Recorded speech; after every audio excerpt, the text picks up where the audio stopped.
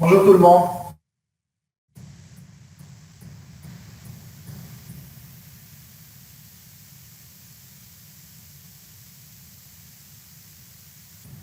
Oui, on vous entend, monsieur. Bonjour.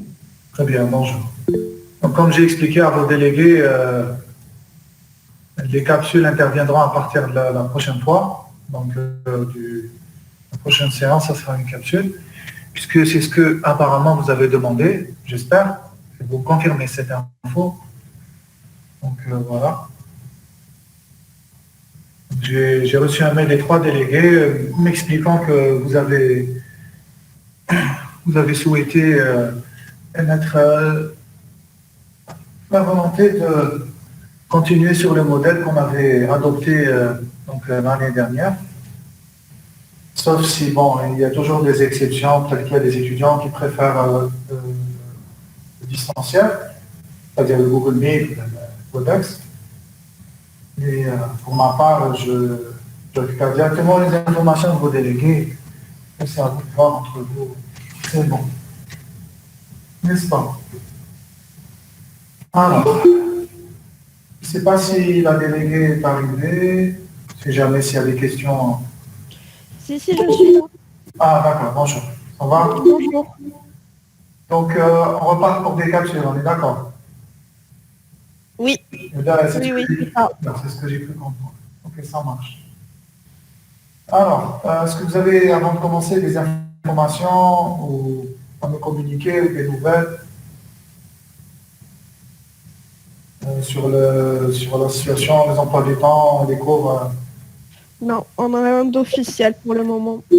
Très bien. Donc, vous savez que vous allez reprendre Actuellement, vous avez en présentiel certains cours. Je crois qu'à partir d'une certaine date, vous allez bifurquer. Vous allez basculer. On n'a pas de cours en présentiel en ce moment. Ah, d'accord. Eh oui, c'est vrai. Tout est à distance. C'est vrai. Ok. Vous ne savez pas si les TP vont, après la période de la distance, si les TP en général vont être en présentiel ou là, ils vont rester, vont être conservés à distance?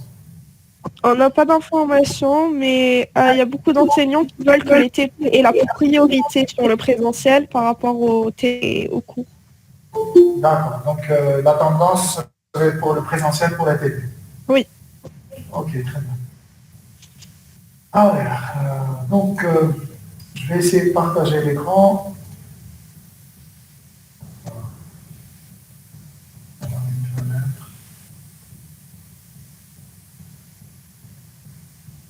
Donc, est-ce que tout le monde peut confirmer que vous arrivez à voir la fenêtre?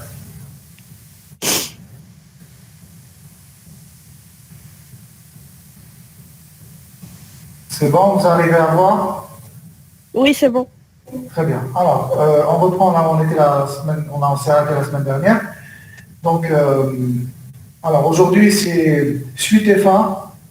Pour terminer avec tout ce qui est objectif, définition, des orientations, etc. Là, on va aller les outils utilisés et creuser un petit peu le concept d'extraction d'informations. À partir de la semaine prochaine, bon, vous m'excuserez s'il y a du bruit, parce qu'il y a des travaux, comme je vous ai expliqué, au niveau du bâtiment. Donc, attendez, je vais essayer de fermer les portes, réduire le bruit.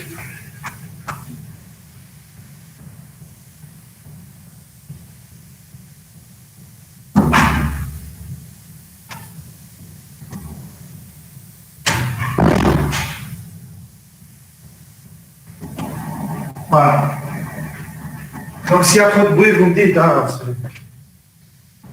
Alors, donc, on avait dit la semaine dernière, donc le samedi dernier, on avait commencé par ce slide, donc les objectifs du cours. Bien sûr, je vais vous envoyer les slides. Il n'y a pas de souci. Alors, il y a juste un petit souci avec, je ne sais pas si vous pouvez régler le problème. Est-ce que c'est possible d'accepter tout en gardant le partage? Parce que là, je vois plus de... Il y a juste une extension qu'on pouvait installer la prochaine fois qui accepte automatiquement, mais sinon, je ne sais pas comment faire. D'accord, donc je vais arrêter le partage.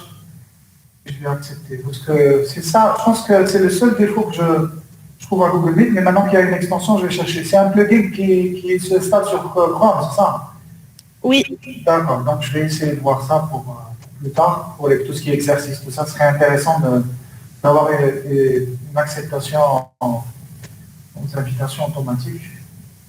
Donc je remets le partage. Voilà. En fait, ça me rappelle un phénomène du monde réel, parce que là, on est dans le monde virtuel. Ça me rappelle la situation où on commence un cours, puis les étudiants on commence à arriver au compte-gouttes, et à chaque fois, ça perturbe le cours. Donc, alors, il est déjà 11h30. Non. Alors, je vais mettre. Donc, pour les objectifs du cours, vous avez expliqué, bon, il y avait plus, bon, ça c'est un résumé des objectifs. Il y a aussi d'autres objectifs. Vous allez les découvrir, les voir au fur et à mesure de l'avancement des cours. Donc, apprendre à maîtriser la plateforme de traitement du langage naturel, donc la plateforme Unitext. Alors, pour le moment, il y a quelques étudiants qui m'ont demandé le lien, etc., pour leur confirmer le logiciel, enfin la plateforme, l'outil. Alors, c'est Unitext, je vais vous envoyer dans ce slide tout ce qui est lien, etc. Je vais vous expliquer aussi comment fonctionne l'installation. Il y a certains petits détails à régler pour ne pas avoir de problème ensuite. Ensuite, donc apprendre à construire des ressources linguistiques pour l'analyse et l'extraction d'informations à partir du web. On fera de la manipulation, bien sûr, de chaînes et de fichiers textuels. Les histoires d'encodage, on va essayer de les traiter convenablement, d'accord? Parce que ça touche à l'extraction d'informations, qui touche lui-même à tout ce qui est on va dire, web, documents, etc. Et ensuite, pour Python, donc ça c'est très important. Et entre parenthèses, je ne sais pas si vous êtes au courant, je pense que vous êtes au courant.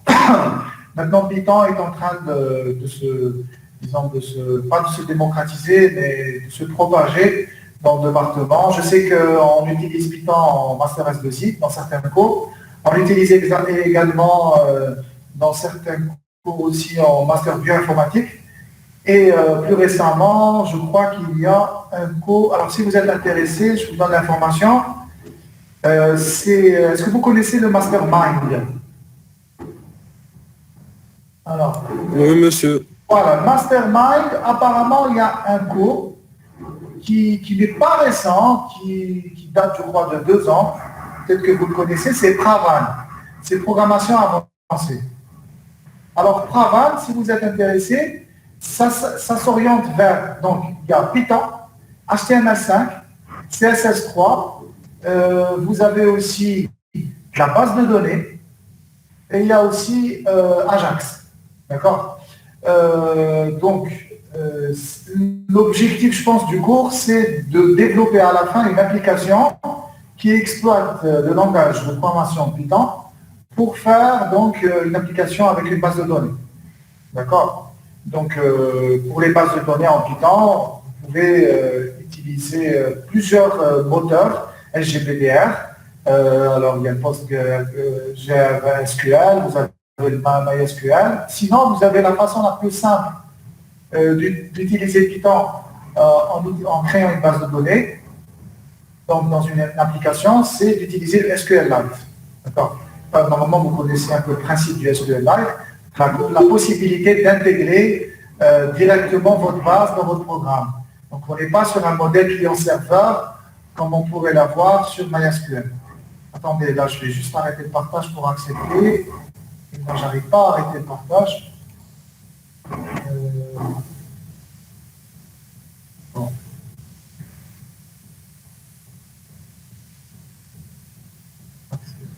Voilà. Je vais juste accepter. Donc là, juste une petite remarque pour les prochains cours sur Google Meet. Je sais que vous avez des contraintes par rapport à Internet, mais essayez d'être présent au moins à 25, maximum 11h28 pour ne pas perturber le cours. Donc, je remets le partage. Donc là, si ça vous intéresse, vous avez donc c'est un cours TP. Ah, c'est mon PC qui est en train de planter. Le partage n'arrive pas à se faire normalement. Les aléas du direct.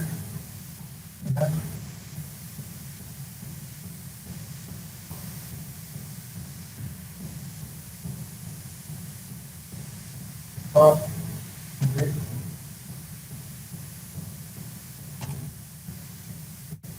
J'essaie de vous réafficher les slides. Voilà. Est-ce que vous arrivez à voir? Oui. Très bien, ok. Donc, pardon, la voix elle me dit quelque chose. Vous n'êtes pas étudiant en section B? Non, je suis étudiant en section. D'accord, ok. Parce qu'il y a un étudiant qui ramène dans le cours, comme je ne vois pas les noms. Ok. Alors, objectif du cours, on en a parlé. Alors là, on abordera d'autres choses. Hein. Il n'y aura pas que ça, on abordera d'autres choses, notamment certains algorithmes de traitement de chaînes de caractères qu'on va fusionner, qu'on va connecter à l'application que vous devrez développer dans le cadre du projet extraction d'informations. D'accord. Donc il y aura certaines choses à faire. On restera en Python.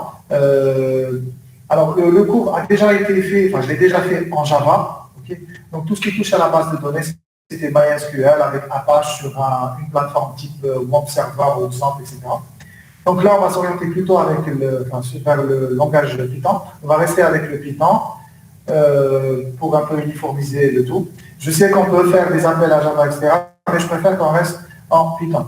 Pour le Java, pour le deuxième semestre, si vous prenez le cours document structuré, que j'assure, en S6, donc S2, vous aurez du Java. Donc si vous voulez travailler avec du Java avec moi, ce sera en deuxième semestre. Alors, n'hésitez pas à prendre la parole ou à me poser des questions au fur et à mesure. Hein. On n'a pas le contact physique en classe, donc je sais pas, enfin, je ne peux pas voir les regards, les mains qui se lèvent. Donc si vous avez des questions, n'hésitez pas à me les poser au fur et à mesure. Hein. Ne vous gênez pas. Ok. Alors, je viens de mettre le slide 3, donc extraction d'informations. Alors, juste pour vous montrer un petit peu, vous me dites, hein, si vous n'arrivez pas à voir si ça ne s'affiche pas chez vous, vous me dites. Alors, on avait parlé la dernière fois, si vous arrivez à voir ici, de l'intelligence artificielle. Bon, déjà, le mot intelligence artificielle, pour ma part, pose problème, parce que, d'un point de vue purement terminologique, pour moi, en informatique, il n'y a pas d'intelligence. Alors, ça dépend comment vous définissez l'intelligence artificielle. Si vous faites vous donnez une définition restrictive, certes, on peut comprendre, avec le deep learning, etc. aujourd'hui, on peut se dire qu'il y a un semblant d'intelligence qui est artificielle. D'accord ? C'est une intelligence qui essaie de se rapprocher de l'intelligence humaine naturelle. Pour ma part, je ne sais pas si vous avez déjà parlé de ce point, pour ma part, il n'y a pas d'intelligence artificielle. Actuellement, on ne fait que de la reconnaissance artificielle, d'accord. Je vous donne un exemple très simple. Vous prenez la reconnaissance automatique, par exemple de fruits ou de légumes ou tout autre objet sur une image. Vous développez une application donc, avec du deep learning, vous faites l'entraînement, etc. Vous permettez donc à votre algorithme d'apprendre une fonction. Ensuite, vous donnez de nouveaux exemples et vous regardez. Ensuite, vous faites l'évaluation, vous faites les tests. Pour avoir un résultat entre guillemets correct, il faut un minimum en moyenne de 10 000 exemples. Et vous savez que plus on a des exemples, plus le nombre d'exemples est élevé et plus vous obtiendrez des résultats satisfaisants. Mais il ne faut pas aussi faire du surapprentissage. Donc ça, c'est une question assez complexe. Donc, pour tout ce qui est deep learning, etc., on fait de la reconnaissance. Pourquoi ? Parce que si vous prenez maintenant un être humain et que vous lui expliquez les propriétés, vous lui montrez une seule photo, par exemple, on va changer d'exemple, on va prendre l'exemple, par exemple, d'un cheval. Donc les propriétés d'un cheval, vous savez qu'il y a différentes races, différentes couleurs, etc. L'être humain est capable, via un nombre très faible d'exemples, de faire de la reconnaissance. Donc de déduire par la suite, de faire une abstraction des propriétés morphologiques, etc. Et ensuite de réextrapoler ce qu'il a appris sur de nouveaux exemples du monde réel. du monde réel ou sur un ouvrage, un écran d'ordinateur, etc. Donc la différence entre avoir besoin d'un minimum d'exemples, moi j'ai jamais vu un système à base d'apprentissage automatique qui puisse apprendre quelque chose à partir d'un ou deux exemples. Ça, aujourd'hui, on ne sait pas le faire. D'accord. Donc d'un côté, vous avez ça, et de l'autre côté, vous avez cette intelligence humaine naturelle qui est capable, à partir d'un nombre d'exemples très faible, de faire cette reconnaissance. Donc, vous remarquez ici qu'il y a un fossé, un gap entre les deux cas de figure, et je pense que la différence entre le côté informatique, artificiel, et le deuxième cas, c'est là où vous avez ce qu'on appelle la définition de l'intelligence. Le jour où on arrivera à faire un système qui arrive à apprendre à partir d'un seul exemple, on pourra parler d'intelligence. L'intelligence aussi touche à d'autres aspects de la chose, c'est l'émotion, les sentiments, l'émotion, la prise de conscience, le libre arbitre aussi. D'accord. Donc ça, c'est des aspects plutôt humains de la chose. Donc ça, c'est pour l'intelligence artificielle. Alors oui, le terme est entré dans l'usage depuis plusieurs décennies, on parle de l'intelligence artificielle, etc. Mais sachez que je pense que c'est plus... c'est pas un terme qui couvre exactement le concept. Et aujourd'hui, on arrive à vendre des outils en disant, voilà, on fait de l'intelligence artificielle. Donc ça attire, entre guillemets, les clients, les acheteurs de ce type de solution, etc. Mais moi, je préfère parler quand je vous parle comme ça directement, je préfère parler de reconnaissance artificielle. Ça, on sait le faire très bien. Mais intelligence artificielle, il y a tout un débat dessus. Donc, en dessous... Oui, allez-y. S'il vous plaît, il y a juste des étudiants qui veulent être acceptés à la réunion. Ah, d'accord, ok. Google ne m'a pas fait de notif. Okay. Voilà. On est à 47 actuellement, il est 11h42, on reprend. Voilà, on est à 49, 50, c'est bien. Ok, alors on va revenir sur la fenêtre. Donc ça va marcher rapidement. Okay. Donc, dans l'intelligence artificielle, il y a ce qu'on appelle le data mining, donc la fouille de données. Alors, il y a beaucoup de personnes qui font la confusion entre IA, donc intelligence artificielle, extraction d'informations, fouille de données et fouille de texte. Je vais vous expliquer un petit peu l'arborescence. Vous connaissez peut-être le principe, ces termes et les concepts auxquels ils font référence. Donc, vous avez le data mining, c'est la fouille de données. Alors, la fouille de données, c'est quoi? C'est des techniques, des algorithmes qui ont pour but d'aller attaquer, j'utilise souvent ce verbe attaquer, donc traiter, aborder ce qu'on appelle les documents structurés. En priorité, des bases de données, des bases de données relationnelles qui sont strictement structurées. Donc la notion de structuré, de notion non structurée et de semi-structurée, on va l'aborder au deuxième semestre dans le cours documents structurés. Parce que ce sont des notions qui ont des frontières qui sont très basses. Donc, vous pouvez aller sur Internet, lire des articles scientifiques, des travaux de recherche, et à un moment donné, vous aurez l'impression qu'il y a donc, le pôle sud, le pôle nord, donc, documents structurés, documents non structurés, mais il y a toute une problématique qui tourne autour de ça. C'est pour cette raison qu'on parle aussi de documents semi-structurés. Donc, le data mining, fouille de données, on va traiter les bases de données relationnelles. Ensuite, comme sous-domaine, donc à chaque fois qu'il y a une flèche, là, vous arrivez à observer. Hein. Donc là, le domaine principal IA, ensuite vous avez data mining, et ensuite vous avez text mining. Donc le text mining, c'est une sorte de spécialisation du data mining, d'accord? Donc la fouille de texte en général, et dans la fouille de texte, vous avez ce qu'on appelle l'extraction d'informations. Alors, vous allez me dire, extraction d'informations, fouille de texte, c'est pratiquement la même chose. Non, la fouille de texte touche différents domaines et différentes problématiques. D'accord? Parce qu'en fait, un sous-domaine, si on prend ici le domaine d'informatique, un sous-domaine d'informatique va être envisagé par rapport aux tâches qu'il va aborder. Il faut savoir une chose, l'extraction d'informations a démarré avec une conférence qui s'appelle le MUC, donc MUC, qui avait pour objectif de traiter en priorité l'extraction d'entités nommées.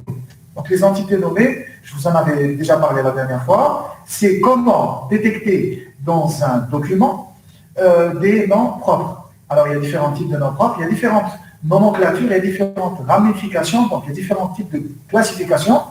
Donc vous avez ce qui est basique, les noms de personnes, les noms d'organisation, donc qui vont englober les noms d'entreprise, etc.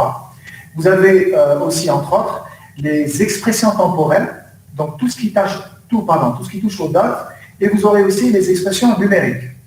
D'accord? Et il y a aussi les lieux, on appelle location.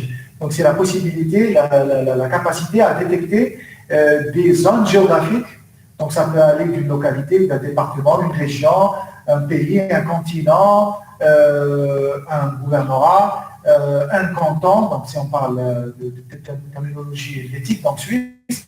Donc ça touche au nom de lieu. Donc l'extraction d'informations au départ a émergé et né à partir de l'extraction d'entités nommées. Ensuite, on a voulu essayer de faire une extension à ce type de tâche pour essayer de détecter des relations entre les entités nommées. C'est-à-dire que l'application va d'abord détecter, par exemple, des noms de personnes, puis ensuite va essayer de voir s'il y a des liens entre ces entités nommées. Et bien évidemment, de classer ce type de lien. Donc, est-ce qu'il s'agit d'une relation de contact? Est-ce qu'il s'agit de relation de rachat? Par exemple, une entreprise qui va racheter une autre entreprise. Et ça, vous allez voir, c'est très important lorsqu'on aborde la notion de, par exemple, business intelligence. Donc, business intelligence, c'est tout ce qui est informatique décisionnelle. Attendez, je crois qu'il y a des camarades qui m'ont envoyé une invitation.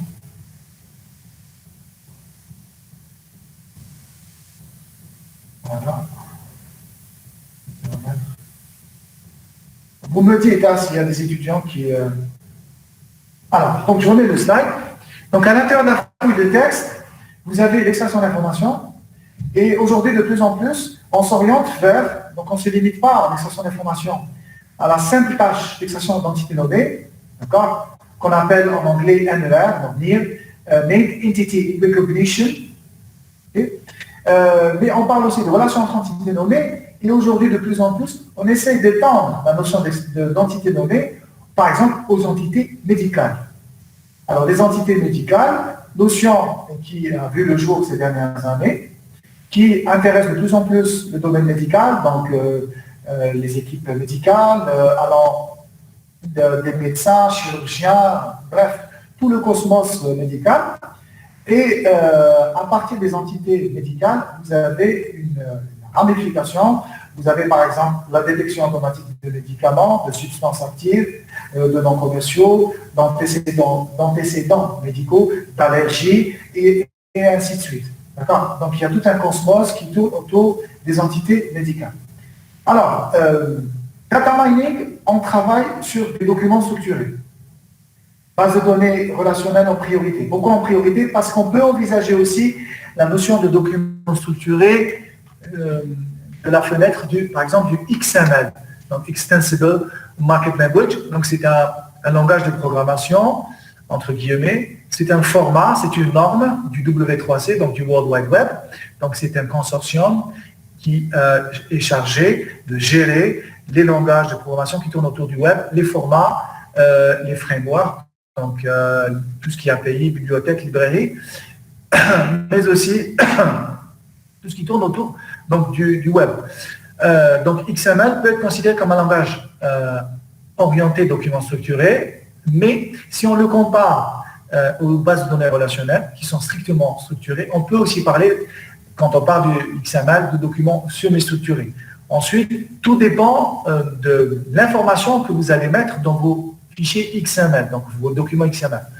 Okay. Donc si vous avez uniquement des noms de balises, donc noms d'éléments avec des attributs orientés par exemple géolocalisation, vous n'aurez que des coordonnées. Si vous avez que des coordonnées par exemple, ou si vous avez un fichier JavaFX orienté par exemple programmation graphique en Java, ça c'est une chose.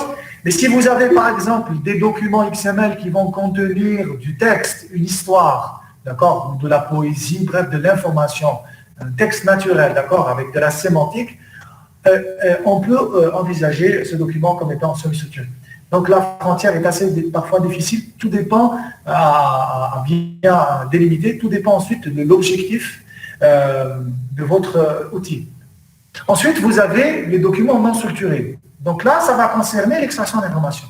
Quand je parle de documents non structurés, je vais vous parler maintenant des textes bruts, des plain text. Vous avez un éditeur de texte, vous écrivez du texte, il n'y a pas de structure.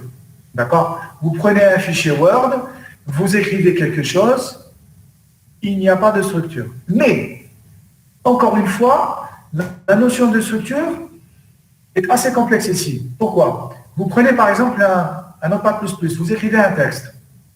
Il n'y a pas de structure. Mais il y a quand même une structure qui est linguistique. D'accord? Mais si vous prenez par exemple un CSV, est-ce que vous connaissez vous connaissez oui. Un peu?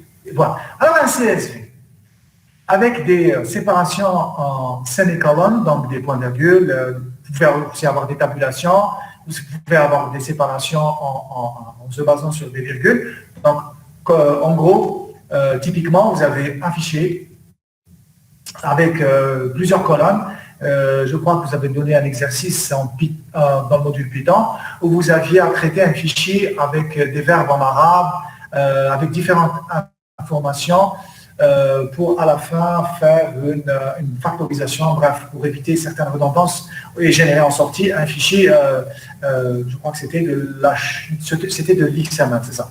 Donc là, on a quand même une structuration. Donc, structuration ne signifie pas uniquement, ne pointe pas uniquement vers les bases de données relationnelles ou des XML, ou des RDF ou des OWL, bien sûr. Donc, je parle de RDF ou OWL lorsque j'envisage l'aspect web sémantique de l'informatique. Donc là, on peut avoir un fichier CSV, on peut considérer que c'est un fichier structuré parce qu'il a quand même une structure qui permet à d'autres informaticiens de comprendre le document et d'avoir un format pivot pour l'échange d'informations. Parce que c'est ça le but de la structuration de l'information. C'est que nous, on est par exemple 50 informaticiens, on travaille sur un gros projet informatique, on choisit une structuration logique, un format d'XML, une façon de faire, une grammaire BTD ou un schéma XML, et puis on va travailler avec le même format. L'information va changer, certes, donc la matière première, la donnée qui est dans le document, mais on travaillera toujours avec la même façon de structurer l'information. Oui. Monsieur,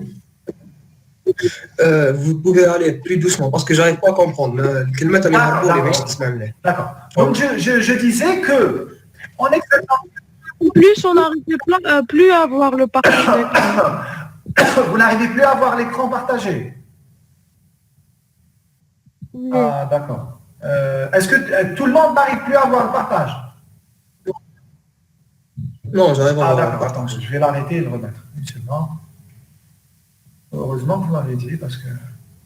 Alors, fenêtre, extra, ok. Et, il y a un problème. Une application est évaluée dans la durée. Ça, j'ai bien compris dans mon existence. La dernière fois, on avait fait un test, je crois, avec la C, la B ou la A.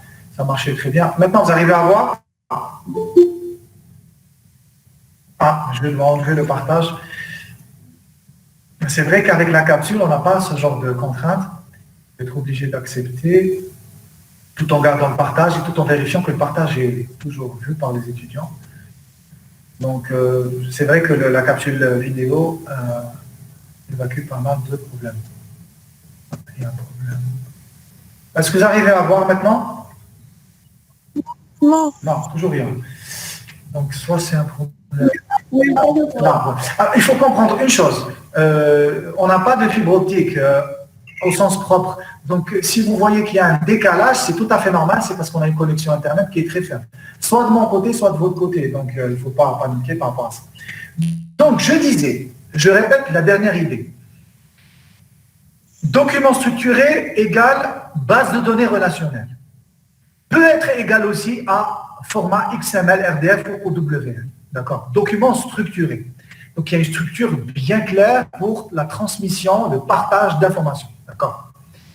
Document non structuré. Vous avez le cas typique d'un fichier brut TXT, ou en anglais on appelle ça plain text, P-L-A-I-N, texte.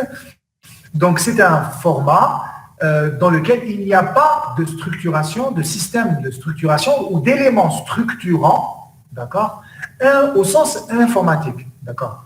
Mais on peut considérer qu'un fichier a quand même une structuration linguistique. Vous avez des tabulations, vous avez des sauts de ligne, vous avez des espaces, vous avez tout un ensemble d'outils pour structurer votre texte. Et à partir de cette idée, on peut enchaîner directement sur les documents CSV. Donc, et là, vous avez la possibilité d'avoir un format qui ressemble à un format brut, mais avec des séparateurs basiques, donc des points-virgules, des tabulations. Imaginez que vous avez le fichier que je vous avais déjà envoyé. Donc, la première colonne, c'est des verbes, puis après, il n'y a que des tabulations, donc une tabulation. Ensuite, la deuxième colonne d'information, par exemple, c'est le mode de conjugaison. Puis après, il y a une tabulation. Et ensuite, vous avez une autre colonne qui pointe vers un autre type d'information. Et ensuite, vous pouvez enchaîner avec, par exemple, des points-virgules, donc un point-virgule, etc. Ça, c'est le format CSV. Il y a une structuration, on est d'accord. Et vous avez un fichier, par exemple, vous prenez un document Word. Alors, vous allez me dire, le document Word, alors je vous pose la question, est-ce qu'un document Word est structuré d'un point de vue informatique ou pas? Oui. Pourquoi? Si on parle du document lui-même, c'est-à-dire point docx ou du texte. Le point docx est probablement structuré vu qu'il y a plein d'informations qui sont inclus. Par contre, le texte en lui-même, non. Alors, avant le Même le texte en lui-même, il est structuré de manière linguistique, informatique. Oui, voilà. Bien. Alors, vous prenez un fichier .doc. Donc, les anciennes générations du format doc, c'est les anciennes générations de l'Office. Vous aviez un fichier qui se limitait à un format, d'accord, bon, format propriétaire Microsoft, et on n'avait pas la possibilité de voir ce qu'il y avait derrière. Maintenant, si vous prenez un docx, vous pouvez le faire tout de suite sur votre machine. Si vous avez bien sûr WinZip ou WinRAR, donc un logiciel de compression, de décompression de fichiers et de dossiers. Donc là, vous prenez un fichier docx, un fichier Word. Vous écrivez dedans bonjour, vous l'enregistrez, puis ensuite, vous allez appuyer sur F2, donc renommer le fichier, vous gardez le docx. Après le X, vous mettez .zip. Ensuite, il va vous dire, vous êtes sur le point de changer l'extension. Vous cliquez sur oui. Donc là, ça va vous faire passer le fichier docx du format que vous connaissez au format zip.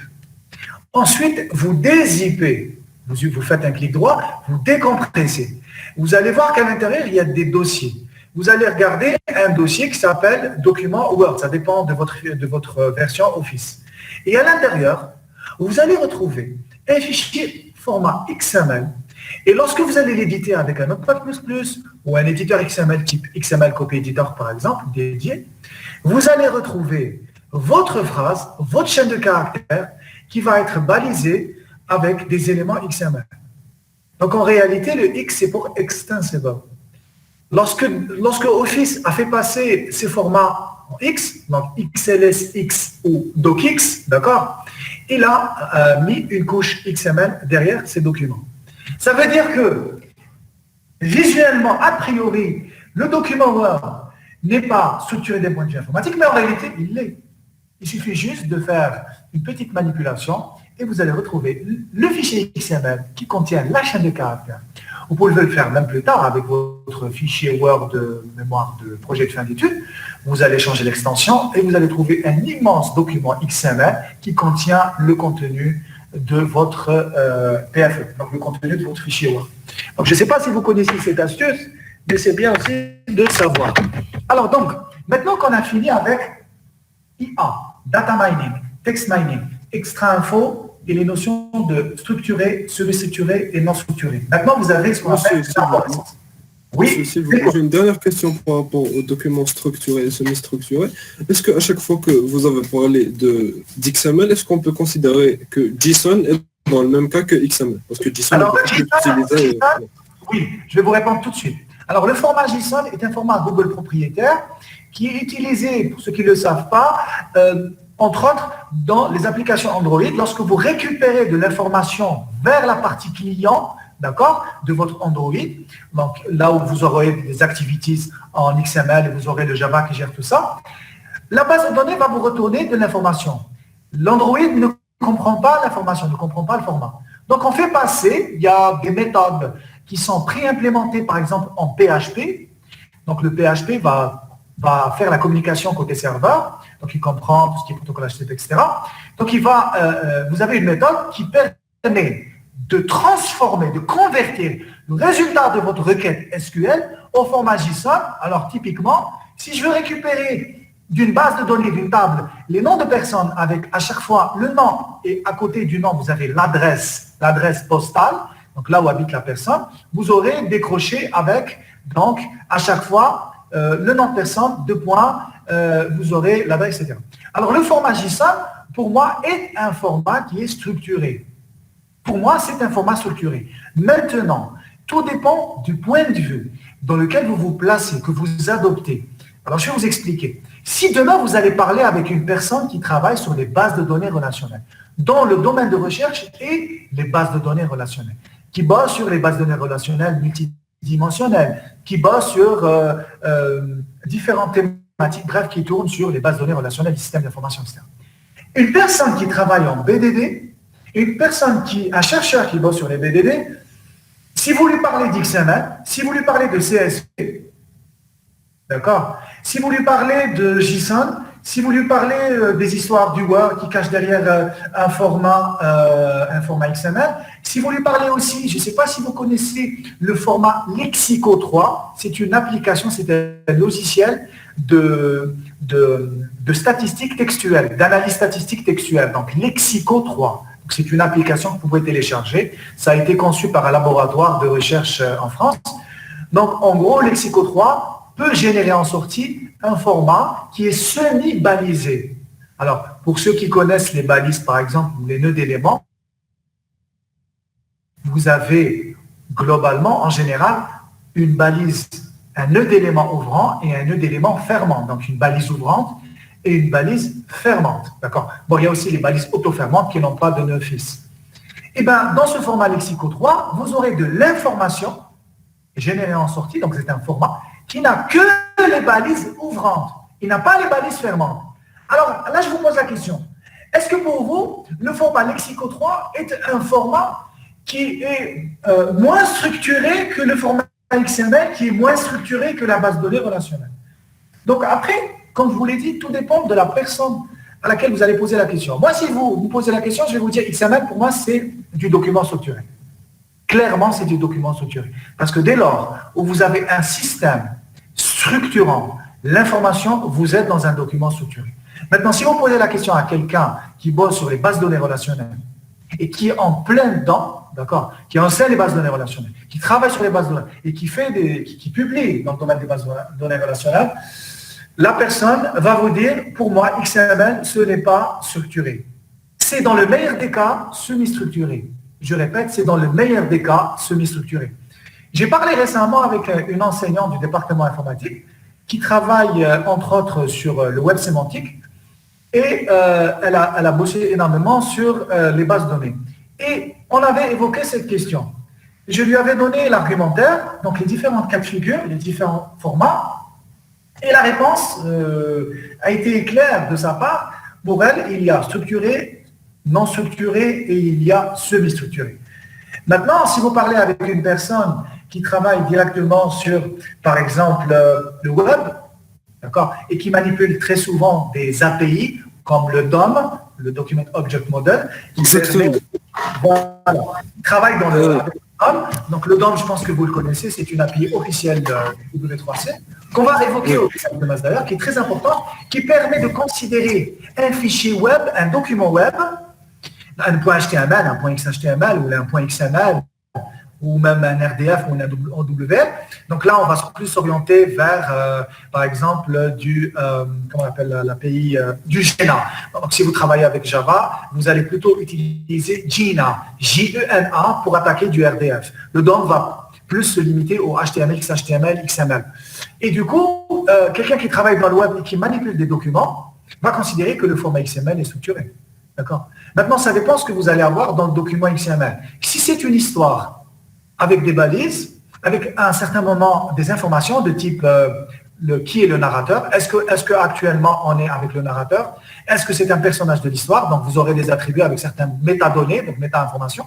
Maintenant, si vous avez un fichier de type JavaFX, si vous avez un fichier de type Activity Android, si vous avez un fichier de type géolocalisation Google Maps, d'accord, là vous aurez des coordonnées, là vous aurez des informations techniques, là vous n'aurez pas du texte naturel.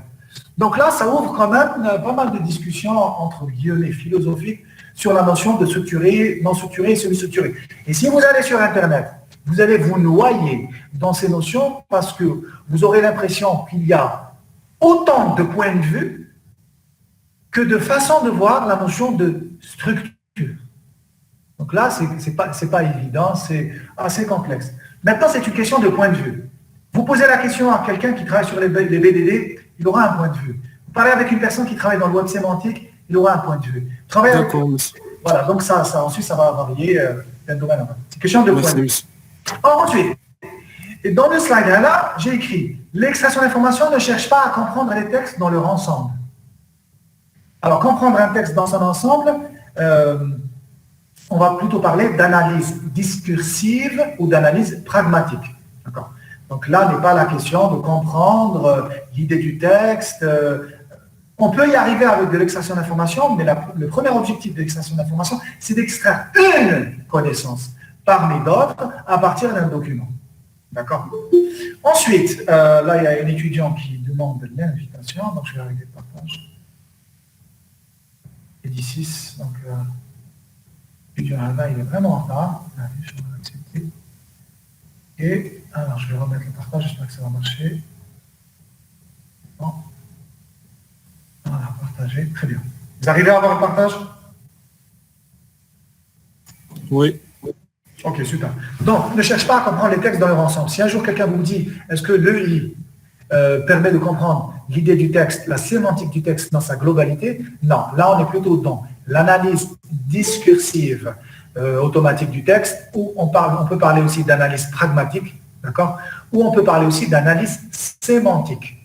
Bon, la sémantique aussi est un terme qui est multidimensionnel et pas polysémique, mais polysémantique, donc il peut désigner différentes choses. La sémantique, c'est pas uniquement prendre un mot, avoir son sens, d'accord? Extraire une entité nommée à partir d'un document, vous êtes déjà dans l'analyse sémantique, d'accord? Parce que vous savez un peu autour de quoi tourne le texte. Si vous savez que telle personne est un chef d'État et que telle personne aussi est un chef d'État, vous pouvez déduire de ça que le document s'oriente politique ou géostratégie, etc. D'accord? Donc c'est une information qui vous permet de comprendre, entre guillemets, à certains égards, le document, la sémantique du document.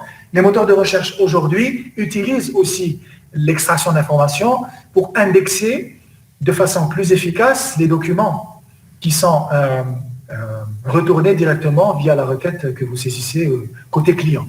Ensuite, l'extraction d'informations est très utilisée, je vous l'ai déjà expliqué, dans le traitement automatique du langage naturel, donc qui appartient indirectement au domaine de l'intelligence artificielle.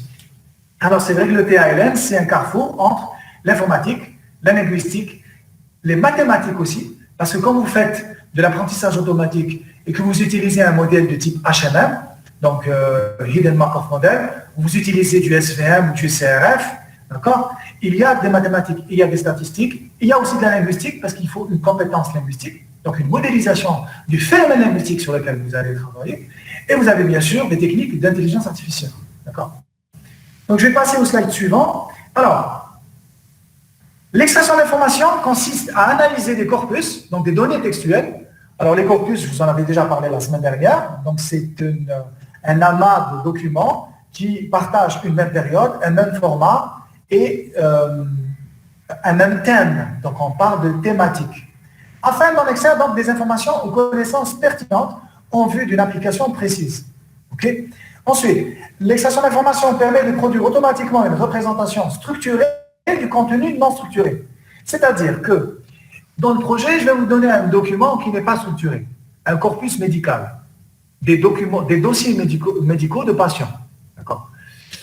Et je vais vous demander d'en extraire une connaissance, donc de l'information, pour en sortie produire un document structuré. Donc en entrée, vous aurez du TXT, pour schématiser, pour simplifier les choses, et en sortie, vous pourrez avoir de l'HTML ou de l'XML, ou même, vous pouvez avoir et de l'XML ou de l'HTML, mais aussi de la base de données, d'accord. Vous pouvez aussi avoir une table en sortie, donc une base de données avec les informations que vous avez pu extraire à partir du document. Donc, l'extraction d'informations permet de comprendre la sémantique du texte à certains égards. Dans certaines mesures, comme je vous l'ai expliqué, extraire l'entité nommée ou des relations entre entités nommées permet de comprendre, dans une certaine mesure, la sémantique, d'accord. Mais comprendre la sémantique ne veut pas automatiquement, forcément dire que j'arrive à comprendre le texte dans sa globalité, dans sa totalité, d'accord. Ensuite, à quoi servent les informations qu'on arrive à extraire à partir d'un document? Alors là, vous avez plusieurs plus. Vous arrivez à voir un peu les plus? Est-ce que vous êtes toujours là?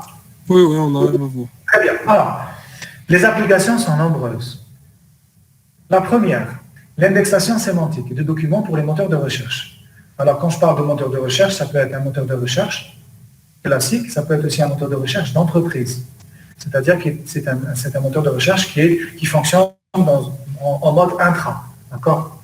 Il va permettre aux utilisateurs de l'entreprise, dans un environnement, un système fermé, de récupérer de l'information à partir d'une base de données qui est donc reliée à ce moteur. Donc, l'indexation sémantique, vous avez à la base, pour indexer des documents, donc, quand vous tapez une requête, vous avez les mots-clés. Il y a des formules comme le TF-IDF, donc la fréquence du terme, ou l'inverse du document. Donc là, typiquement, on considère le document comme un amas de tokens. Les tokens auront ce qu'on appelle une position et une longueur. D'accord?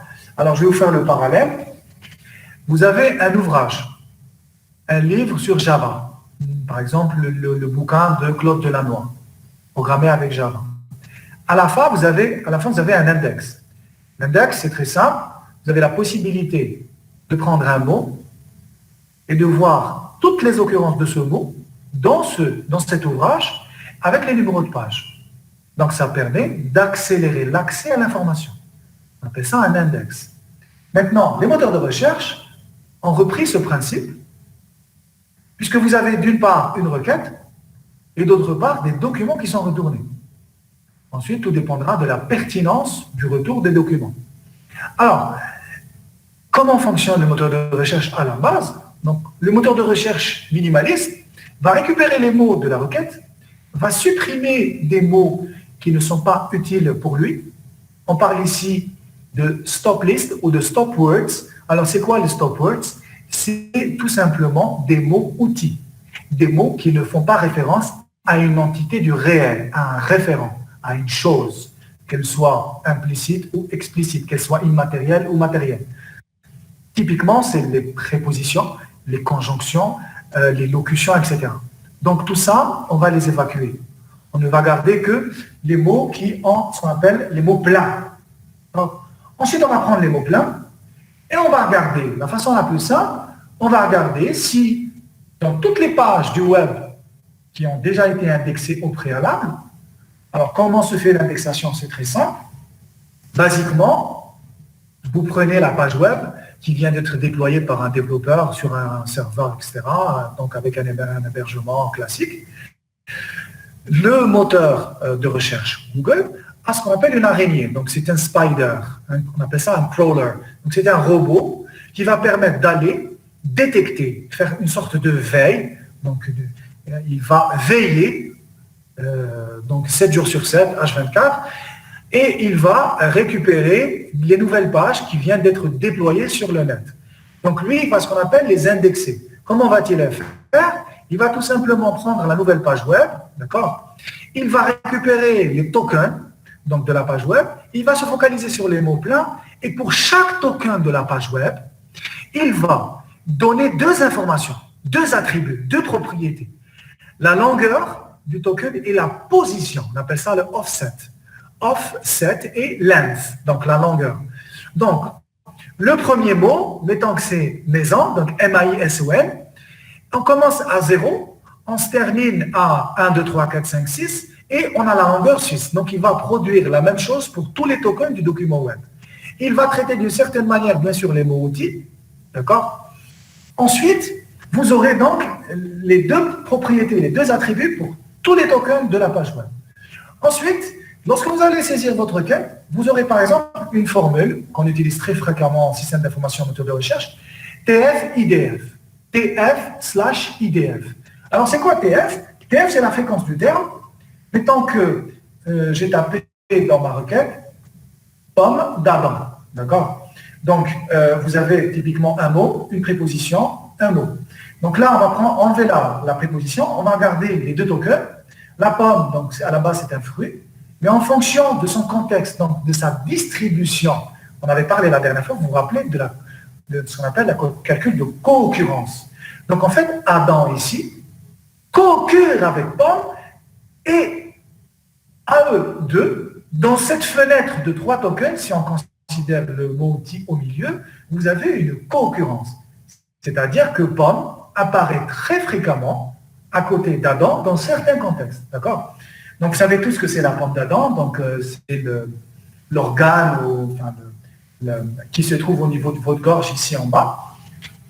Donc, si on la détache d'Adam, vous aurez la pomme, on va déspécialiser, casser la concurrence et on va aller plutôt taper vers le fruit. D'accord?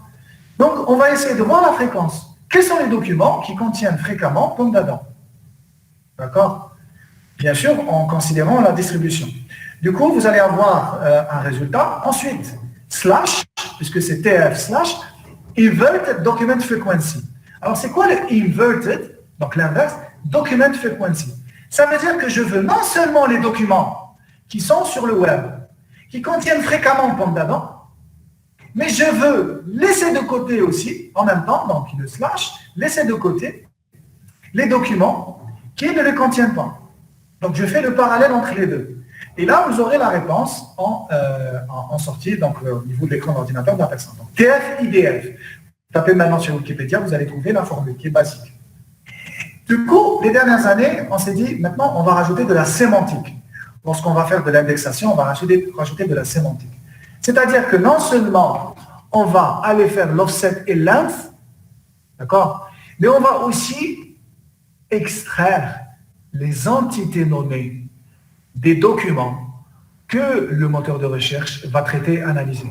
C'est-à-dire que je vais non seulement avoir les informations de longueur et de position de tous les tokens des mots pleins dans la page, mais je vais aussi savoir que tel token est une entité nommée de type personne, tel token est une entité nommée de type lieu, tel token est une entité nommée de type organisation, et ainsi de suite.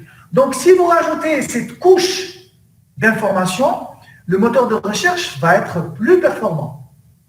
Alors, je vous explique, par exemple, je vous donne un cas de figure, un use case, un cas d'utilisation. Lorsque vous arrivez à étiqueter les types de blé, par exemple, d'accord, ou les entreprises qui les produisent, vous pouvez remonter tout simplement à ce qu'on appelle de l'inférence. Si je sais que dans une requête, je vais chercher blé tendre, je vais pouvoir aussi chercher blé dur, je vais chercher aussi blé noir. Donc, il y a différents types de blé, on est d'accord. Mais si j'arrive à étiqueter, ce qu'on appelle en anglais taguer, reconnaître les différents types de blé, d'accord, et les relier à des entités, donc des entreprises, etc., je pourrais taper une seule requête, je pourrais taper blé, et le moteur de recherche peut faire ce qu'on appelle une extension. C'est-à-dire que vous allez tout simplement faire du genre espèce. D'accord? Donc le générique, le spécifique. Donc je tape un générique, il arrive à m'extraire toutes les espèces. D'accord? Ou je peux tout simplement taper un spécifique, il peut extraire ce qu'on appelle faire de l'inférence automatique, de la déduction. Donc inférer que blé tendre est un blé. Donc il va essayer de détecter tous les documents qui contiennent à la fois blé, donc le concept générique, mais aussi le concept spécifique, les concepts spécifiques, par exemple, de blé tendre, blé dur et blé noir. Et vous allez me dire à quoi ça sert. Ben, au lieu de taper 3 requêtes, 4 requêtes, on va en taper qu'une seule et pouvoir faire ce qu'on appelle une propagation, d'accord? Donc là, c'est une forme, entre guillemets, d'intelligence. Donc ça, c'est pour l'indexation sémantique de documents pour les moteurs de recherche. Ensuite, vous avez aussi l'enrichissement automatique d'une base de données. Le cas typique, service de renseignement. Donc un service de renseignement est en train de traquer des cellules terroristes. Ok, très bien. Et sur le web, il y a beaucoup de données sur les forums, blogs, réseaux sociaux. Donc, le service de renseignement est connecté en permanence à la toile et récupère de l'information à partir de cette toile. Le but étant d'enrichir une base de données et de la mettre à jour, d'avoir de nouvelles informations. La base de données, elle, va être exploitée par d'autres services. Donc, typiquement, je vais aller faire un robot, donc une sorte d'outil, de logiciel, qui va se connecter en permanence, qui va tourner en permanence, d'accord, et qui va récupérer, dès qu'il détecte, qu'il juge, selon les connaissances qu'il a apprises ou les données qu'on lui a fournies, donc les ressources linguistiques, les automates, les traducteurs, les dictionnaires, d'accord, lorsqu'il considère que telle information est importante, il va la récupérer et la stocker dans une base de données. Donc, typiquement, on utilise les informations récupérées par un système d'extraction d'informations pour enrichir une base de données, entre autres. Ensuite, l'inférence automatique. Donc, je l'ai évoqué dans la première puce. Donc, c'est comment inférer que telle information est l'espèce ou la partie d'une autre information. Si je vous dis moteur, vous allez me dire quoi? Voiture. Si je vous dis hélice, vous allez me dire avion. D'accord? Donc, le système est capable de faire de l'inférence dans les deux sens. Partir du générique vers le spécifique, ou partir du spécifique vers le générique, ou ce qu'on appelle la partie et le tout. D'accord? On appelle ça la relation méronymique, holonymique. Donc, on est capable de savoir que tel terme désigne ou fait référence à tel concept qui est tout simplement une partie de cet autre token qui désigne un concept générique. D'accord? Ensuite, analyse sémantique et exploitation d'ontologie. Donc, ça, c'est très important. Les ontologies, c'est comment structurer un domaine de connaissances, okay, pour différentes utilisations. Alors, les formats les plus utilisés sont le RDF et l'OWL. D'accord? L'OWL, donc c'est les formats qui sont utilisés en web sémantique pour aider, apporter du renfort, par exemple, à un système d'extraction d'informations. Parce que l'extraction d'informations peut également s'appuyer sur des ontologies pour créer... Attendez une seconde, il y a des étudiants qui veulent... je les accepte. Alors, accepter, très bien. Donc, on revient sur les pages. Donc, analyse sémantique et exploitation d'ontologie. Ensuite, vous avez l'anonymisation ici. Je ne sais pas si vous arrivez à voir le curseur de ma souris. Anonymisation de documents. Donc, l'anonymisation, c'est la capacité à reconnaître, par exemple, les noms de personnes dans un document pour pouvoir les convertir en code. D'accord? Ceci pour protéger le secret médical. Donc, on garde à la fois l'information médicale, on peut la donner à une tierce personne pour un traitement spécifique, mais on doit anonymiser un document. Alors, l'anonymisation ne touche pas uniquement le domaine médical, hein, elle peut toucher différents domaines. Ensuite, vous avez ce qu'on appelle l'informatique décisionnelle. On appelle également aide à la décision ou en anglais business intelligence. Alors, le cas typique, c'est une entreprise qui vient de sortir un nouveau produit et elle veut savoir si le produit est apprécié par les utilisateurs ou les clients ou les consommateurs. D'accord? Donc, à l'époque, ce qu'on faisait, c'est qu'on faisait des interviews dans la rue, on avait un calepin où on appelait carrément le client pour lui demander si le produit est apprécié, s'il y a des défauts, s'il y a trop de sucre, trop de sel, pas assez de sucre, pas assez de sel, si c'est dans le domaine de l'agroalimentaire, l'industrie agroalimentaire. Donc maintenant, ce qu'on va faire, c'est qu'on va carrément faire un outil qui va aller sur Internet, récupérer à partir des réseaux sociaux, des forums, des blogs, des sites Internet, d'accord, toutes les informations pertinentes lorsque le système juge que ces informations sont donc pertinentes et ensuite va remonter l'information à la direction, par exemple au service commercial, service financier, service marketing, pour ajuster en temps réel les décisions de l'entreprise. Parce que vous savez que la compétition, la concurrence entre les entreprises est féroce. Donc, celui qui va gagner plus de parts de marché, c'est celui qui va être le plus rapide. C'est celui qui va réagir le plus vite. D'accord? Donc, dans le domaine commercial, dans le domaine de la vente de biens, etc., vous savez que le temps, c'est très important. Ensuite, vous avez aussi l'analyse en temps réel, ici, de l'information, qu'on appelle également la veille intelligente et le renseignement. Donc là, c'est un peu comme l'informatique décisionnelle, seulement la différence entre la veille et l'informatique décisionnelle, c'est que dans le premier cas, on est dans le domaine du business, on est dans le domaine de l'entreprise, d'accord, de la vente de produits, de biens. Mais là, la veille peut toucher un autre... Enfin, ça peut être beaucoup plus générique. Par exemple, actuellement, on fait beaucoup de veille sur le Covid-19. D'accord? Parce qu'on s'est rendu compte que le Covid avait des séquelles sur les personnes qui peuvent être d'ordre psychologique. Donc, ce qu'on va faire, c'est qu'on va aller regarder les sites, les forums, et récupérer l'information. Alors, quand je dis site, forum, blog, ça touche également des données qui peuvent être considérées comme personnelles. Je ne sais pas si vous êtes au courant de l'affaire Facebook, qui a vendu les informations de ses utilisateurs aux services secrets américains pour en faire quelque chose. Alors, typiquement, ce qu'on va faire avec, c'est qu'on va essayer de voir les orientations politiques pour faire gagner, par exemple, une personne lors d'une élection présidentielle. Donc, l'outil informatique, la veille intelligente, les données qui sont sur Internet, on en parle maintenant de big data, sont devenues aujourd'hui une arme redoutable pour atteindre un objectif, pour dépasser on appelle ça, pas un concurrent, mais dans une élection présidentielle, pour essayer d'anticiper certaines informations. Donc la veille va plutôt porter sur tout ce qui peut nous intéresser pour surveiller un phénomène, d'accord, pour ensuite rappliquer. Les systèmes de questions-réponses, vous les connaissez. Donc on est par exemple dans l'assistant vocal, mais on peut aussi être sur un système d'avatar. Lorsque vous connectez sur le site, par exemple, un site de société qui produit de l'électricité, vous vous connectez sur le site, vous avez un problème à 1h du matin, vous avez un avatar qui est capable de répondre à vos questions dans les limites de ce que lui, il a appris. D'accord? Dans les limites de ce que lui, il a appris, dans les limites de sa reconnaissance artificielle.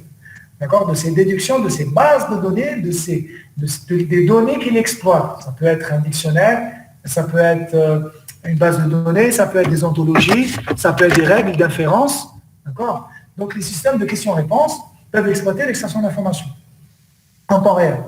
Ensuite, vous avez l'extraction automatique d'opinions. Les opinions, sentiments. Savoir si une personne est satisfaite d'un service. Ça rejoint un petit peu la veille intelligente. D'accord? Donc, on va aller regarder sur Internet si les utilisateurs d'un service, par exemple, sont satisfaits ou pas d'un service, d'accord, d'un bien qui est vendu, fourni, etc. On appelle ça l'analyse d'opinion, sentiment. Et si vous regardez un petit peu les sujets de PFE actuellement en licence ou même en master, depuis quelques années, il y a de plus en plus, vous pouvez regarder là les sujets qui ont été donnés durant l'année 2019-2020, et vous allez trouver ce type de sujet, de thématique. Analyse d'opinion, sentiment. Après, le type de corpus, le type de données sur lesquelles on va travailler va varier. Ça peut être le domaine médical, le domaine agroalimentaire, le domaine des services, le domaine des énergies. Donc, c'est vraiment, il y a une palette assez grande des domaines d'application. Je vais finir maintenant par la résolution. Et ça, c'est un thème qui est très important en traitement automatique du langage naturel, parce que c'est un thème qui est relativement complexe. C'est la résolution d'anaphores coréférentiels et non coréférentiels en termes. Alors, je vous pose la question, section C, connaissez-vous l'anaphore? Est-ce que vous savez un petit peu à quoi fait référence l'anaphore? Est-ce que la section C est toujours là? Est-ce que je l'ai perdu ou pas? Allô?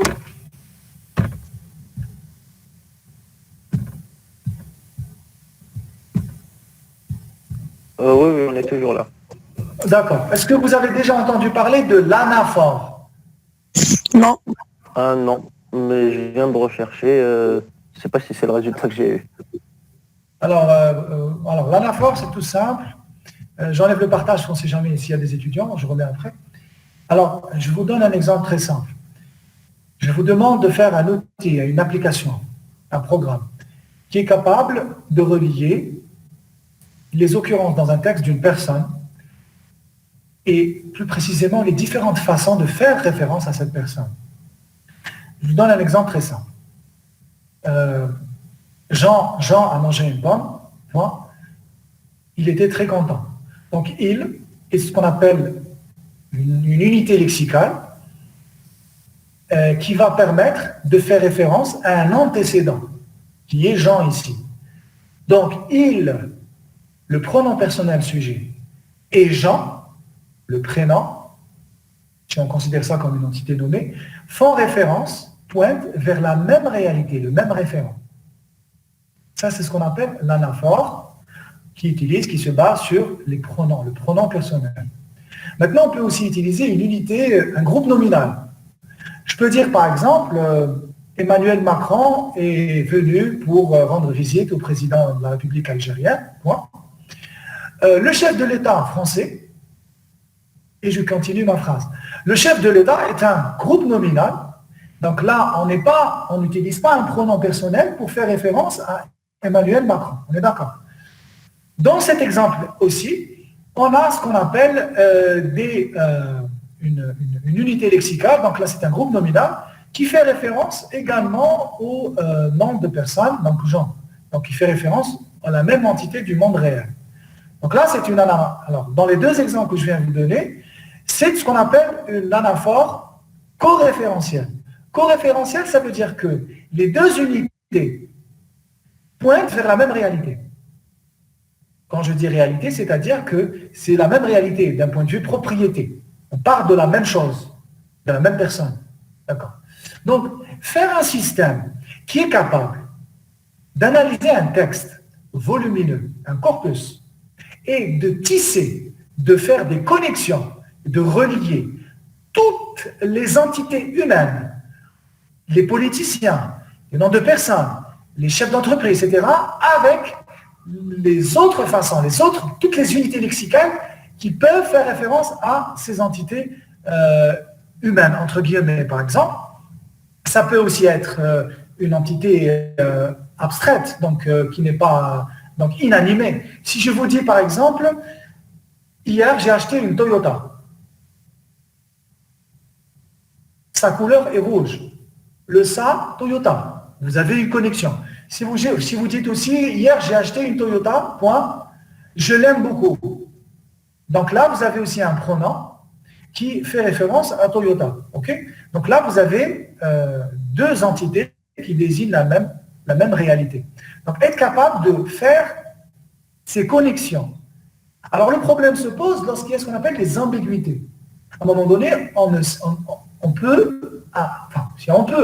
va avoir le problème de savoir si ce « il » ou ce « elle » ou ce pronom possessif ou démonstratif, etc., ce déterminant, pointe vers telle ou telle entité.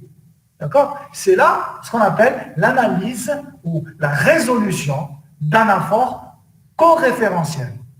Maintenant, il y a ce qu'on appelle, je vais remettre le partage, il y a ce qu'on appelle la résolution d'anaphores non coréférentiels.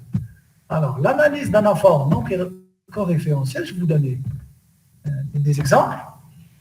Si je vous dis, hier, j'ai lu un livre, point. Ces pages étaient très jaunies. Vous savez qu'un livre, avec le temps, les pages vont se décolorer. C'est normal, avec l'oxydation, l'humidité, la page va passer du blanc au jaune. D'accord?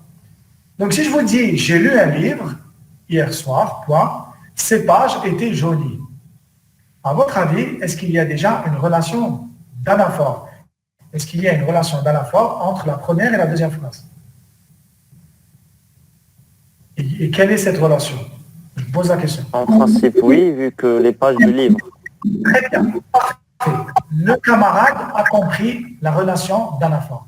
Mais le problème ici, c'est que intuitivement, les pages et livres, dans votre subconscient, dans votre représentation mentale, font référence à la même réalité. Puisque là, je parle du livre, mais je parle des pages.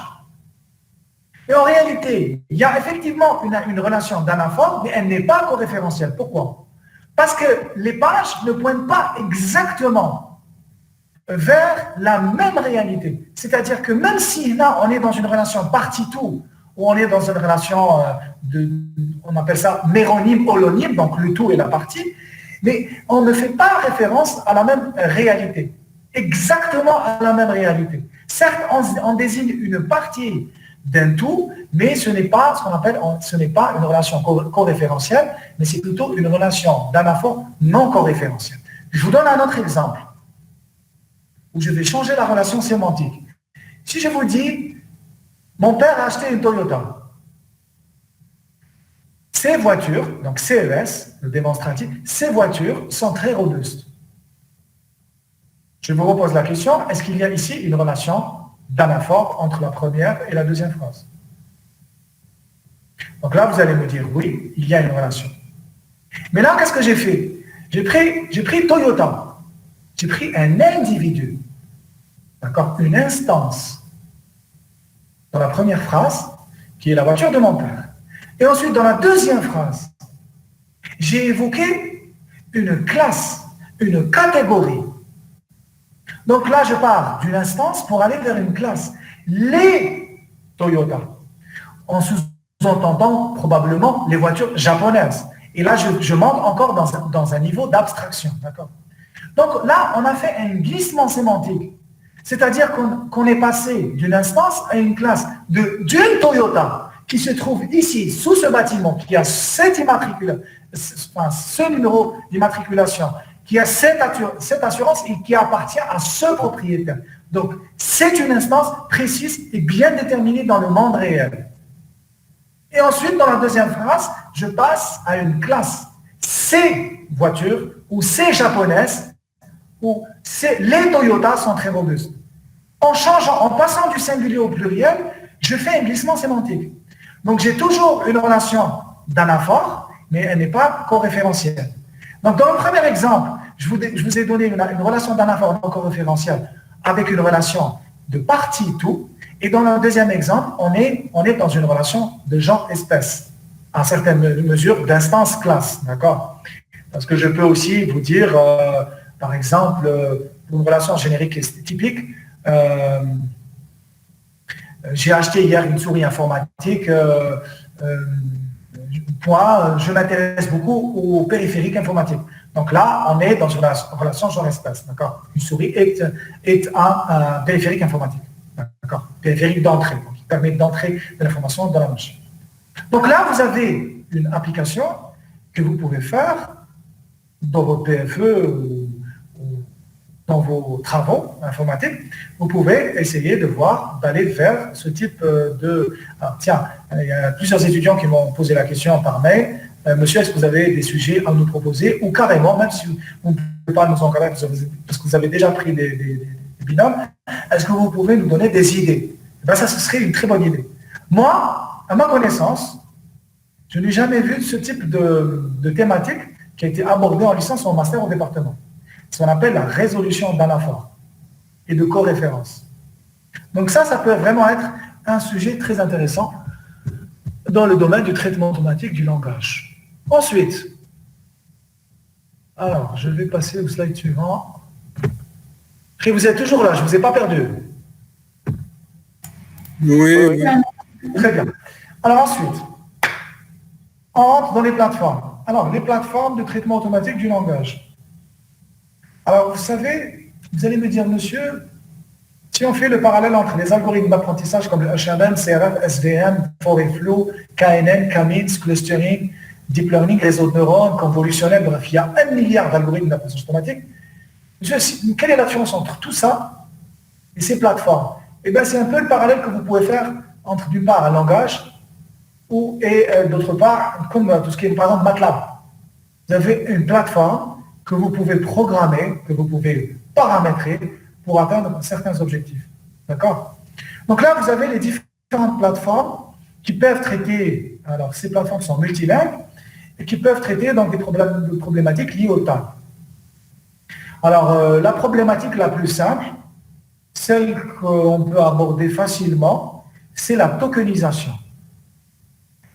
J'ai encadré l'année dernière un master en S2I qui a travaillé sur un sujet que j'avais proposé qui est assistant vocal pour l'arabe. On avait travaillé sur 3 niveaux de réponse de l'assistant vocal. Le premier niveau, c'est ouvre l'application, il ouvre l'application. Le deuxième niveau, j'ai froid, est-ce que dois-je mettre un honorable? Donc, il ouvre l'application météo aussi, donc il fait une déduction. Le troisième niveau, c'est un niveau, entre guillemets, plus intelligent. Vous allez discuter avec l'assistant vocal, ce que vous avez l'habitude de faire parfois avec Siri, et vous voyez un petit peu le niveau d'intelligence, entre guillemets. Donc, la segmentation des phrases était un problème à traiter en arabe dans cette optique. Donc, à un moment donné, vous serez confronté à la segmentation ou à la tokenisation. En français, en anglais, en arabe, peu importe la langue. En arabe, c'est encore plus difficile parce que vous avez ce qu'on appelle le phénomène d'agglutination. Si je vous dis « Asatatakarou nana », vous avez un seul token qui est en réalité une phrase. Est-ce que vous vous rappelez de nous? Est-ce que vous vous rappelez de nous? En arabe, c'est un mot.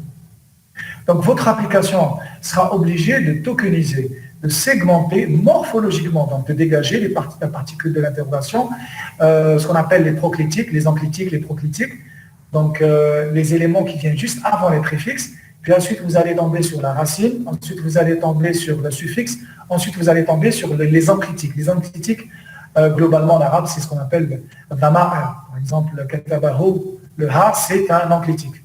D'accord? Donc, en gros, vous avez une structure complexe du mot arabe. Tout à fait à l'extérieur, vous avez les particules de l'interrogatif, par exemple, ou du futur. Ensuite, plus vous rentrez à l'intérieur, plus vous rapprochez de la racine. Là, ensuite, vous allez taper sur ce qu'on appelle les enclitiques et les proclitiques. Et ensuite, vous allez vous rapprocher encore plus. Vous allez avoir à droite les préfixes et à gauche les suffixes. Et ensuite, vous allez atteindre la racine. Et dans la racine, vous pouvez aussi avoir les infixes. C'est-à-dire que ce sont des particules morphologiques, linguistiques, qui se situent à l'intérieur de la racine. D'accord? Typiquement en arabe, vous avez par exemple ifta'ala. Ifta'ala pour le verbe ittasala, donc le ta qui est à l'intérieur est un infixe. Donc, segmenter un texte en phrases, d'abord en paragraphe, ensuite, déjà le passage du texte au paragraphe est délicat. Comment délimiter les paragraphes? Quels sont les marqueurs linguistiques, les marqueurs qui nous permettent de délimiter les paragraphes? Parce qu'un texte, c'est facile. Mais si vous devez délimiter un texte journalistique sur une page de presse ou sur une page web, vous aurez ce qu'on appelle des contenus graphiques, des images, des vidéos. Donc, ce n'est pas évident aussi de travailler sur ce type de contenu. Donc, la segmentation en paragraphe. Ensuite, la segmentation en phrases. Alors, Unitext nous facilite la vie. Il est capable de segmenter un document en phrases. Donc, ça va où va se terminer une phrase, où va démarrer une nouvelle phrase. Vous pouvez le faire avec du Python. Vous pouvez le faire avec du Perl. Vous pouvez le faire avec un algorithme d'apprentissage. Apprendre un algorithme à détecter le début et la fin des phrases. D'accord? Ensuite, vous êtes obligé de tokeniser, donc de segmenter la phrase en tokens. Où est la frontière entre les tokens? Vous vous rappelez l'exercice que je vous avais donné où vous étiez obligé de segmenter les phrases pour pouvoir ensuite calculer la fréquence de chaque occurrence. Donc segmenter les phrases en tokens. Ensuite, les tokens, on doit, dans certaines applications de TAL, les segmenter en radical, racine, préfixe, suffixe, infix. Ou dans certaines langues, comme l'arabe, proclitique. Donc, enclitique, proclitique. D'accord? Donc, du coup, vous allez atteindre un niveau bas de l'analyse morphologique. Comment faire ça? Unitext vous permet de faire ce genre de choses. D'accord? Donc, c'est intéressant de faire ça. L'une des applications les plus utilisées, c'est... Alors, vous avez ce qu'on appelle... vous avez d'une part la lemmatisation, et vous avez aussi... excusez-moi, j'ai oublié le terme.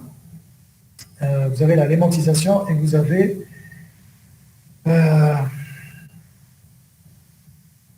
Stemming.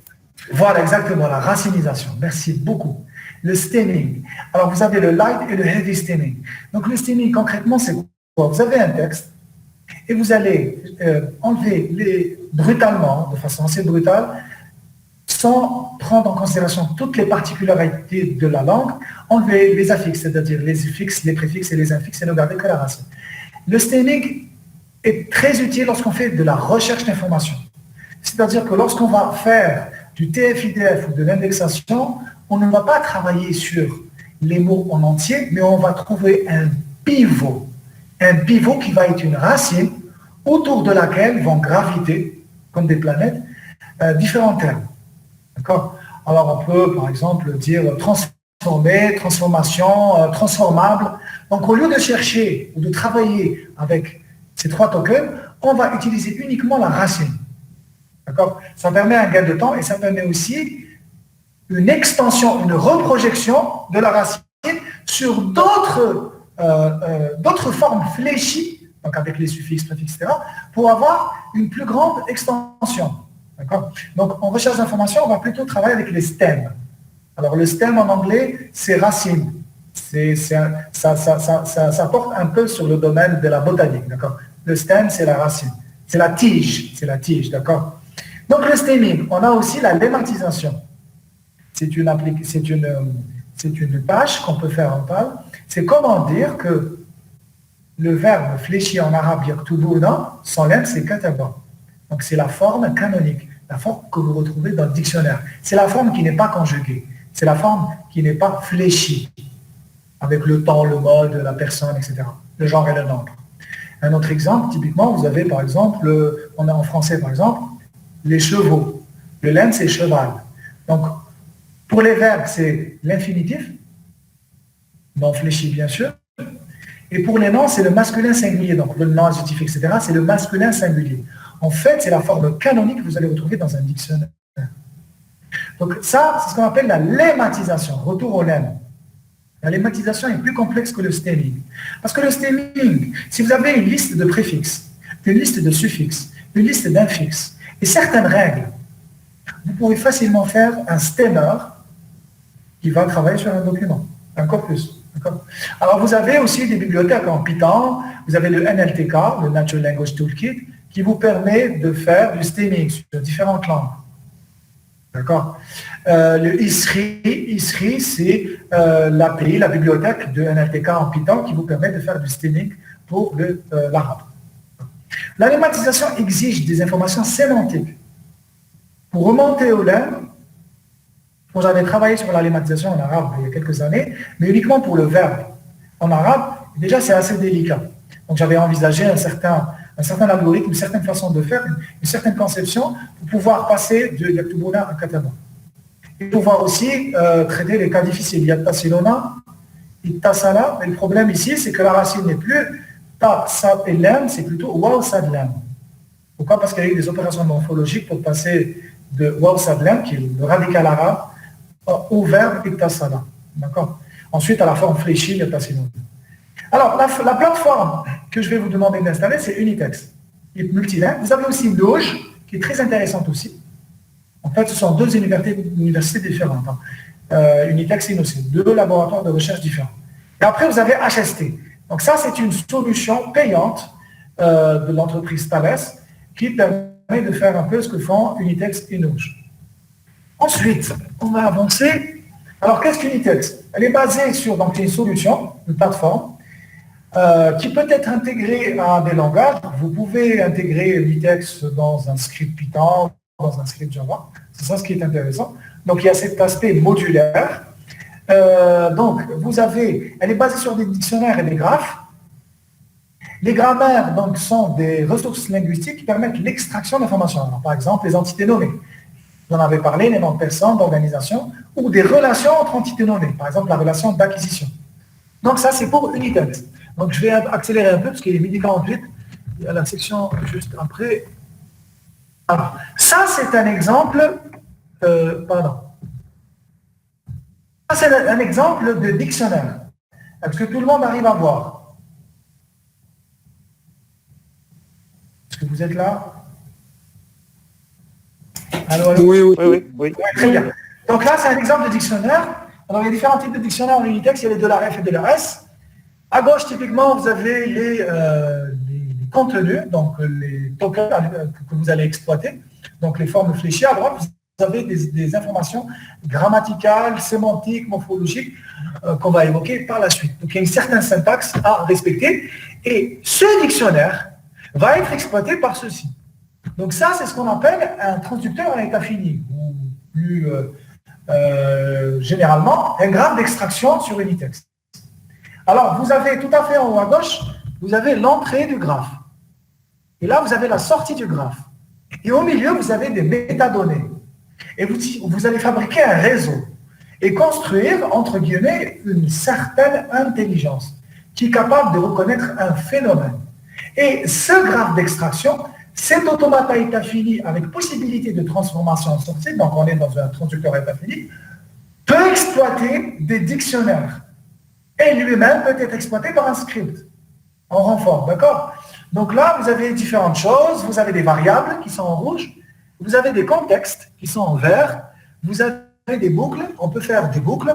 Donc en fait, ce qu'on peut faire avec un script, avec des boucles while et des boucles for et des variables et certaines structures de données, mais aussi des expressions régulières, donc préciser le contexte. Vous vous rappelez le look around, look ahead, look behind, on peut également se le représenter en 2 dimensions ici, sous cette forme graphique. Alors on peut transformer ça en expression régulière, et on peut transformer une expression régulière en ça. Mais après, tout dépend de la qualité de factorisation. Alors, ce type de graphe est difficilement maintenable, c'est-à-dire qu'il est très difficile de maintenir ce type de graphe.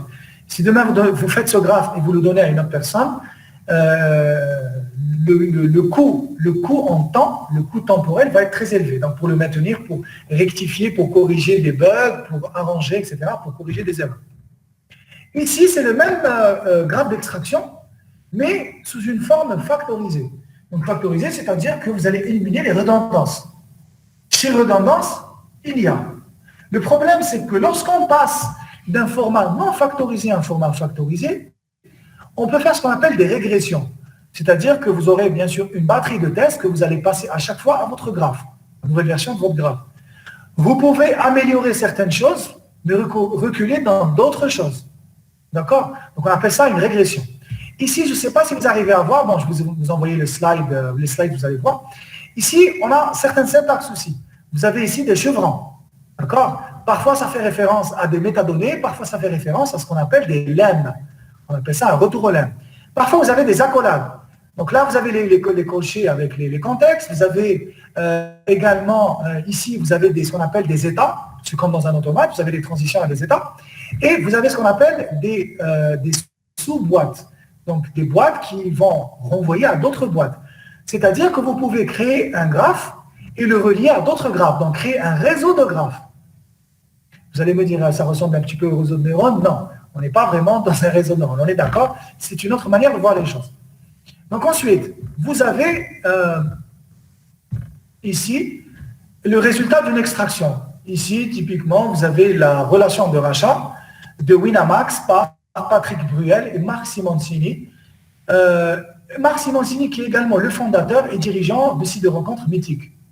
Donc ça, c'est un format XML, je ne sais pas si vous arrivez à voir, avec une balise ouvrante, une balise fermante. Ça, c'est le résultat que vous allez présenter à votre client. D'accord? Et ça, c'est le format que vous allez gérer, vous, en tant que développeur. D'accord? En tant que spécialiste de l'extraction d'informations. Ça, c'est une sortie structurée XML. Donc, en fait, ça et ça, c'est exactement la même chose. Ce que je vous ai montré juste avant. Donc là, c'est le format... attendez. Ça, c'est le format... Mon ordinateur qui plante un peu. Attendez.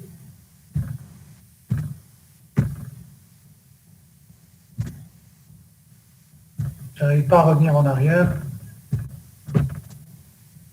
Il saute à chaque fois un slide. Bref, le format que je vous ai montré avec les couleurs est un format que vous proposez à votre client et le format que vous avez ici dans le slide 14, c'est un format XML. Et là, je ne sais pas, est-ce que vous arrivez à voir un peu les attributs XML ici? Vous arrivez à les voir? Pas vraiment, non. Oui, oui. Alors, en fait, comme après les slides, vous allez voir à la maison. Maintenant, vous avez les balises XML, très bien. Là, vous avez ce qu'on appelle les classes d'entités nommées. Ici, c'est la classe compagnie. D'accord? Ensuite, là, si on descend, qu'on va à droite, le texte, c'est Winamax. L'offset, je vous en avais parlé tout à l'heure. Donc, l'offset, c'est 893 dans le document source non structuré et le length, c'est 7, donc la longueur 7. Ensuite, là, c'est plutôt une relation d'acquisition qui va mettre en exergue, donc en relation, donc le target et le buyer, donc l'acheteur et la cible. Et encore une fois, ici, vous avez la relation en entier avec son offset et son length. Donc ça, c'est le format XML que vous allez générer en sortie à partir d'un format non structuré qui est donc le corpus. Voilà. Donc on va passer au slide suivant. Alors, l'installation Unitex. Il y a le téléchargement. Si vous l'avez déjà installé, tant mieux. Si vous avez déjà commencé à l'utiliser, c'est encore mieux. Alors, en gros, c'est le lien qui est ici. La plateforme est multilingue, donc elle peut fonctionner sur différentes langues. Elle est multiplateforme, donc Windows, Linux, OS X. Vous devez choisir, lorsque vous cliquez ici, vous devez choisir donc la version 64 ou 32, tout dépend de votre système d'exploitation. Vérifiez aussi que votre Java est bien installé, d'accord? Et lorsque vous allez installer Unitex, vous devez choisir, donc il va vous proposer différentes sous-applications. Vous choisissez Unitex Visual IDE, donc l'IDE visuel d'Unitex, ok? Normalement, vous allez télécharger la version 3.2. Et vous avez également la possibilité d'exploiter un manuel que vous pouvez télécharger soit à partir du site internet, soit à partir directement de l'application. Et on verra la semaine prochaine, vous verrez dans la capsule l'initiation à cette plateforme, comment commencer à l'exploiter, etc. D'accord. Alors, une dernière chose très importante, mais que je vais répéter, c'est pas grave, la capsule vidéo. Unitex, quand vous allez l'installer sur votre machine, aura besoin de 2 emplacements différents. C'est un peu comme Eclipse Java. Vous aurez un emplacement qui sera votre workspace, donc espace de travail, dans lequel vous allez stocker vos ressources, c'est-à-dire les dictionnaires, les transducteurs, ainsi que des fichiers de type règle, donc des normes .txt. Je vais vous montrer, parce qu'il y a différents types de ressources que gère Unitex. D'accord. Ça, c'est le workspace. Vous définissez donc l'emplacement du workspace. Et il va également vous exiger un deuxième emplacement qui va contenir l'exécutable, donc le jar Java, que vous pouvez lancer directement en double-cliquant dessus ou en lançant en ligne de commande. D'accord. Et donc là, c'est la partie cerveau. Donc c'est là où vous aurez le jar et l'exécutable Unitex Toollogger. Alors l'Unitex Toollogger, c'est le moteur d'analyse d'Unitex. Et Unitex.jar, c'est la partie graphique, c'est la couche graphique Java qui enveloppe l'exécutable qui a été fait en C++. Donc en fait, Unitex, c'est très simple. C'est 2 choses. C'est un moteur d'analyse qui a été fait en C++, qui va exploiter les ressources et être relié éventuellement avec un script. Et vous aurez une couche graphique qui a été faite en Java. Donc vous avez du Java et du C++. Voilà de quoi est composé Unitex. Alors, est-ce que vous avez des questions? Il est 12h57. Je dois attaquer le cours suivant à 13h. Est-ce que vous avez des questions? La déléguée, là, je vous ai perdu, parce que je parle beaucoup, je sais. Est-ce que vous avez des questions? Je enlève le partage. Non, pas de question pour moi. Ok, c'est bon. Mademoiselle Bouhamra, Oui. elle est d'accord? Elle est d'accord? Il n'y a pas de questions? Oui, pas de question. Voilà, donc je vous enverrai, elle m'a envoyé, votre délégué m'a envoyé un drive, sûrement pour déposer dessus les capsules. Oui, Et YouTube. c'est comme vous voulez.